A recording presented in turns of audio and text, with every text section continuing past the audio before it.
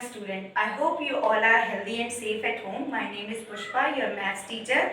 Firstly, welcome to all in Bansi Vidyaniketan School online classes. So today we will start exercise 2.5 of class 7th.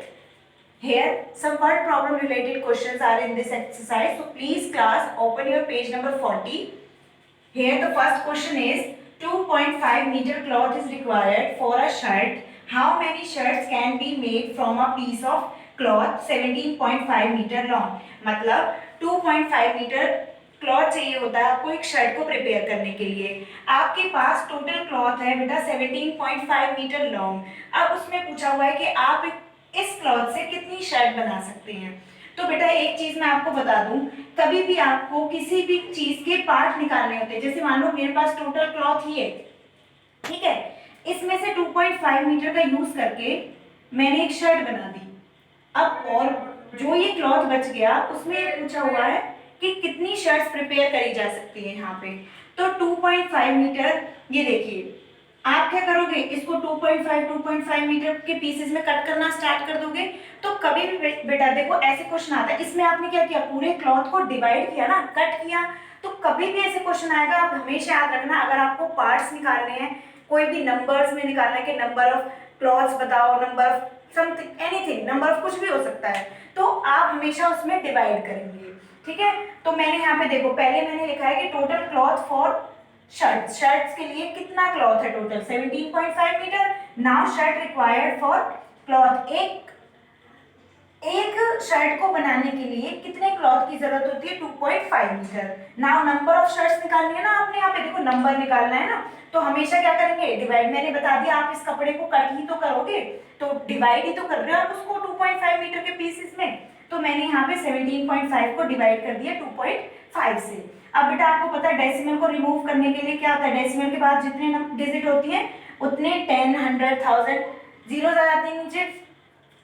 और यहाँ पे देखो, यहाँ पे भी पॉइंट के बाद वन डिजिट है, तो मैंने नीचे क्या लगाया है, 10 लगाया है। अब बेटा मैंने आपको इसे इजी सॉल्व करना बताया था कि कभी भी फ्रैक्शन में अगर डिवाइड आता है तो सेकंड टर्म का हम क्या कर देते हैं, रेसिप्रोकल, और डिवाइड का साइन किस में चेंज हो जाता है, मल्टीप्लाई में। मैंने इसका रेसिप्रोकल कर दिया, 10/25 आ गया, 25 7 जा 175, 10 से 10 कट, तो नंबर ऑफ शर्ट्स कितनी आ गई, 7।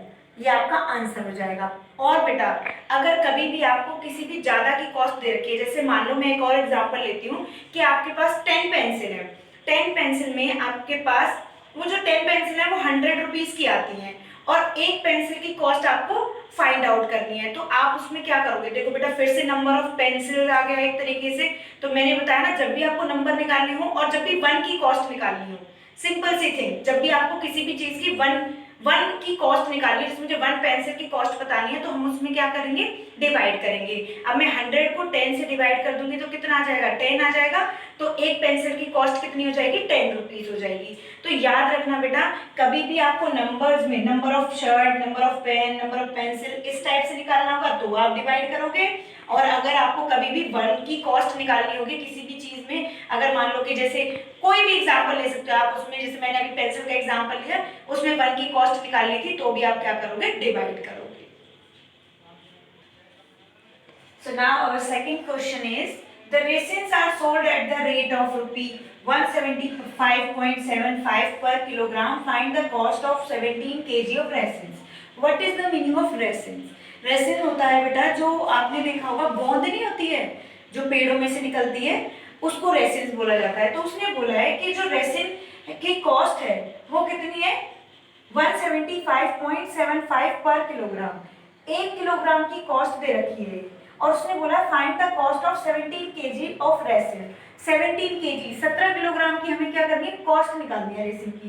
तो 17 kg की कॉस्ट निकालने के लिए देखो बेटा, पहले क्या दिया हुआ है, हमें 1 kg की कॉस्ट दे रखी है, cost of 1 kg of resin is equals to 175.75 rupee. अब 17 kg देखो, इससे पहले अभी मैंने आपको बताया, जब आपको एक कोई भी वैल्यू निकालनी होती है ना, तो मैंने क्या कराया था, डिवाइड कराया था। जब भी आपको किसी की, जैसे वन की, मैंने वन पेंसिल की क्वांटिटी निकाली थी, तो आपने क्या किया था, डिवाइड किया था ना। सिमिलरली अगर आपको 1 kg या 1 किसी भी चीज की 1 थिंग की कॉस्ट दे रखी है और आपने उससे ज्यादा की कॉस्ट निकालनी है तो ऑलवेज मल्टीप्लाई होगा। मान लो आपने 1 पेंसिल, 1 पेन, 1 मार्कर, वट किसी भी एक की कॉस्ट दे रखी है और पूछा 20 की बताओ, 25 की बताओ, 60 की बताओ, तो आप हमेशा मल्टीप्लाई करोगे।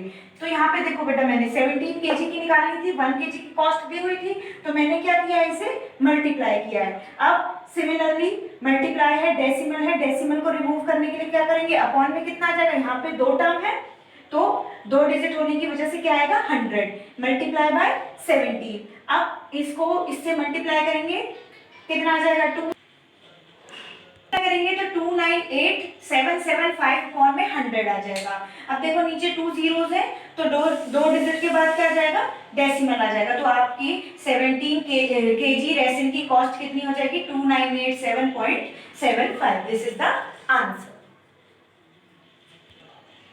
सो बेटा आपकी 2.5 एक्सरसाइज में सारे क्वेश्चन इसी तरीके से हैं। आप उन क्वेश्चंस को देखो, करो, और अगर आपको कोई भी डाउट होता है तो you can ask to me in the group. तब तक के लिए स्टे होम, स्टे सेफ।